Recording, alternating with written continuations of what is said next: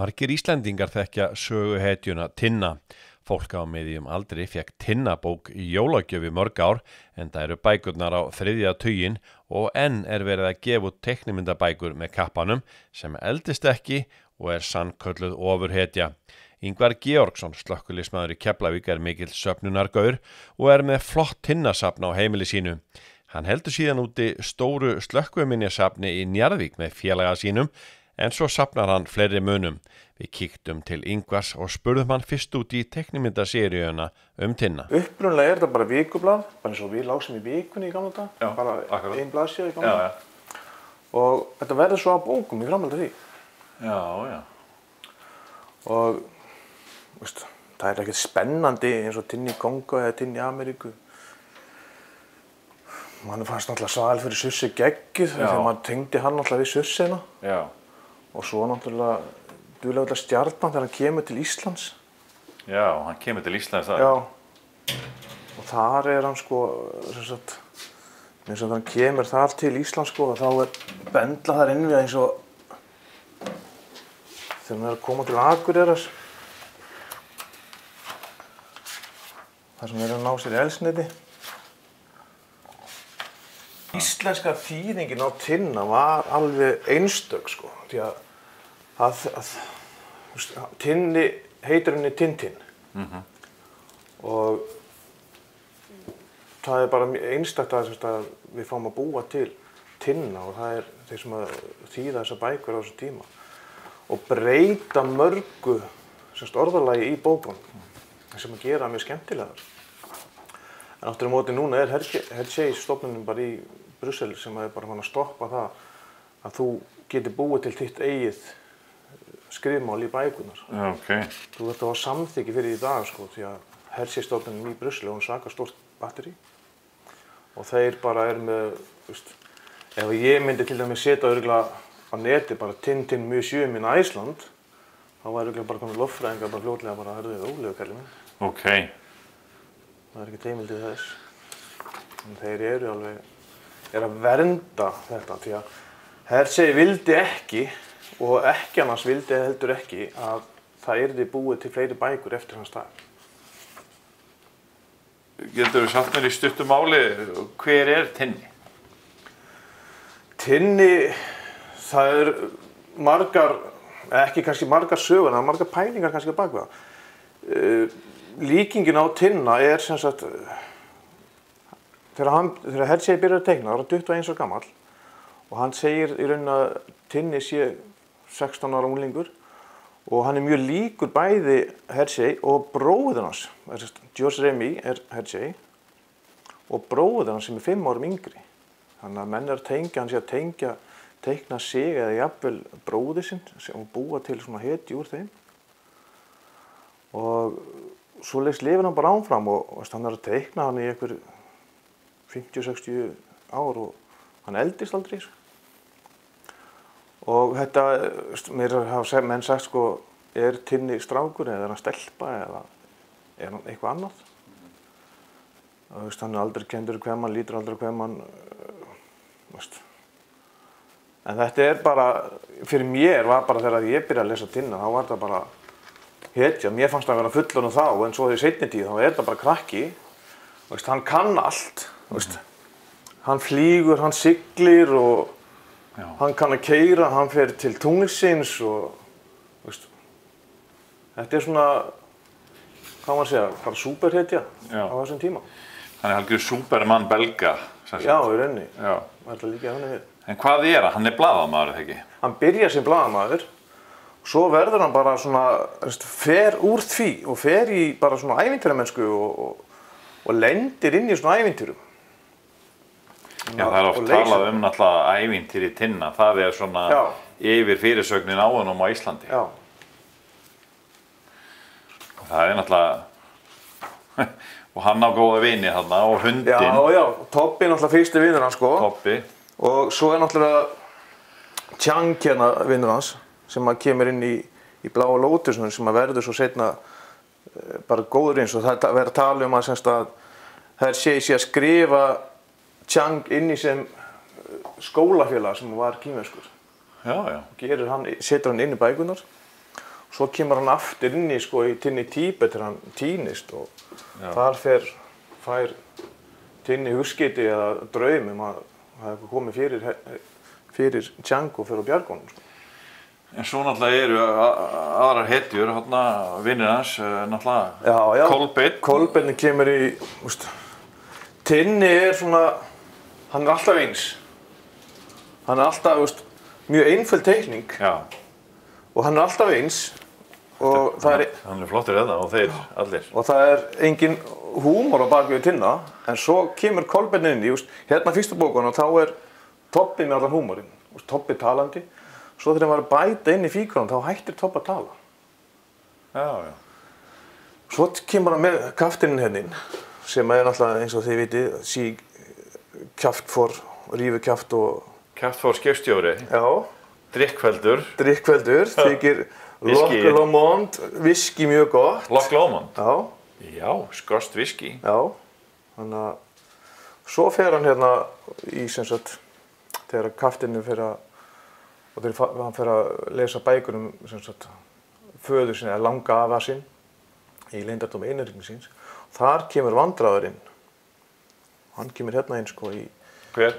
Vandræður. Vandræður, já. Alveg rétt. Þar kemur hann í leyndardómi einhyrningsins, kemur hann með hákarlinn, sko.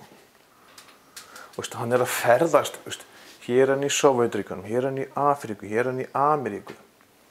Hér er komin í Austurlönd fjær og svo komin til Kína og svo komin í, Suður Ameríku og þá fer hann til Skotlands og, hann út allt. Já. Og það svo skemmtilegt við ævintýrin hjá hann, maður getur ferðast með honum bara, hvert sem hann fer. Já. Fyrir tunglsins, löngu undan Armstrong. Já. Hvað kveikti í áhuga þínum á Tinna og síðan að þú ferð að safna öllum munum, bókum og hvað spólur, gamla spólur sé ég það? Já, það er alltaf haft á að Tinna og... Hvenær byrjar að lesa Tinna? Bara sem pjakkur? Já, það bara 6 ára aldur. Þá ég bara að lesa Tinna og við hefum haft mjög gaman. Átti margar af þessu bækur þegar ég var yngri. Svo glötuðust þær á einhverju tímapunkti og svo náðum maður eitthvað aftur og svo væri komið með eitthvað og svo sá ég Rúnar Hanna hvað hann var að gera og ég fer og ræði við hann og hann aðstoðaði mig aðeins og ég fer bara og fyllti þetta og ég ætlaði nú bara að safna Tinna. En eins og þú sér þá komið allar teiknimyndabækurnar, og meira til og það með þess að fólk að hendi í mig,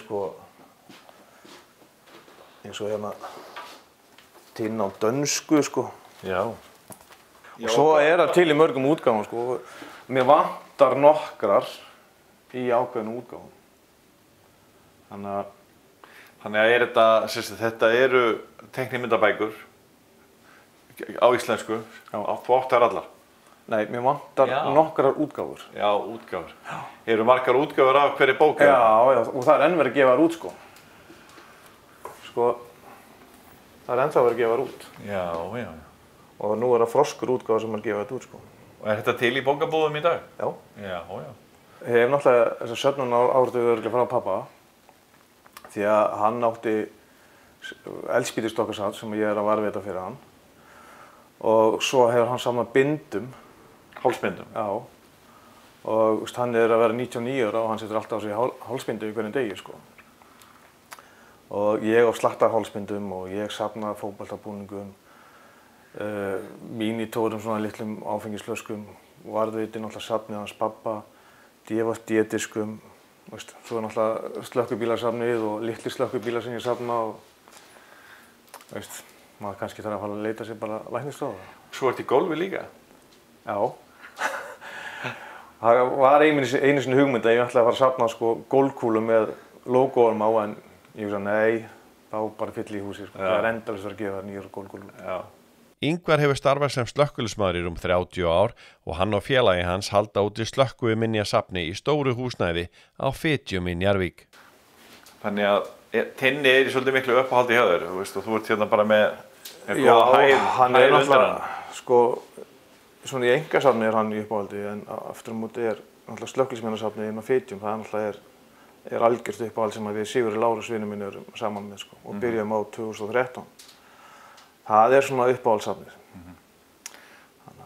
Þannig að þið eru búin að vera með það slökkviliðssafni í nokkur ár. Já, síðan 2013. Já. Sko hann kemur að mála við mig 2012 og spyr mig eða segir bara við mig, við ætlum bara að opna safn. Ég segi, þú ert með eitthvað ruglaður. Hann segi, já, ég þarf vel annað ruglaður með mér og það endaði með því að við fórum bara á stað og ætlum bara að vera í 2-3 ár með það. En við erum ennþá með það. Við erum ennþá að mæta og við erum ennþá að mæta á virkum dögum og þrífa og hafa opið þegar við getum. Við erum alltaf bara 2 og báðir í vaktavinnu. Þannig getum við alltaf haft opið. Ingvar, hér eru eldspýtustokkar, mínatórar og þú ert búningarnörd líka. Já. Keflvíkingur, Arsenal-aðdáandi og Íslands. Þetta eru margir góða búningar. Það er hérna 89 búningurinn sem við vinnum Liverpool 2-0 og erum meistarar. Og svo er það náttúrulega þessi hérna uppáldi. Það er þegar við vorum á EM í Frakklandi. Þá fórum við fjölskyldan til Frakklands og tókum þar 2 leiki og 1 þar í sjónvarpinu og svo tókum við 4. leikinn heima á móti Englandi. Og þegar við vinnum England það var ekki aftur snúið og við ákváðum að fara aftur. Og varst búinn að vera með fjölskyldunni í 10 daga frí? Já, og nýkomin heim. Já. Þannig að við fórum aftur og tókum Frakklandsleikinn og það var bara einn mesta upplifun sem ég nokkuð tímann upplifa sko, mæta manna sko góðum vel 1,5 degi fyrir leik niður á Múlin útsvæðið og þar voru örugglega milli 5 og 10.000 Íslendingar og torginu var bara lokað. Og þegar að, sá sem var með trommuna, bara fyrir að lemja hann úti bara til að taka húið, hann bara stoppaði öll afgreiðsla á börunum og það tók allir húið bara og það bara biði allir á meðan. Ég hef aldrei upplifað þessa stemningu. Sjálfur fór ég viðtöl við einhverjur 3-4 blöð eða útvarpsþættir, ég veit ekki hvað það var, fannst. Já. Þannig að Íslendingar voru virkilega áberandi þarna og náttúrulega þetta fagn húið náttúrulega var fagn heimsins á þessum tíma. Algjörlega. Frægasta. Og þó að sumir svona leiður á því en ég var aldrei leiður á því að maður hugsar alltaf til þess tíma sko og vera á þessum stóru leikvöngum og horfa bara á andstæðingarna bara liggum við bara skjála á beinunum þegar við tökum þetta sko. Já. Það er alveg ótrúleg stemming sko. Vonandi að þessi stemming náist aftur einhvern tímann. Já, þá var maður fyrstur maður til að fara aftur.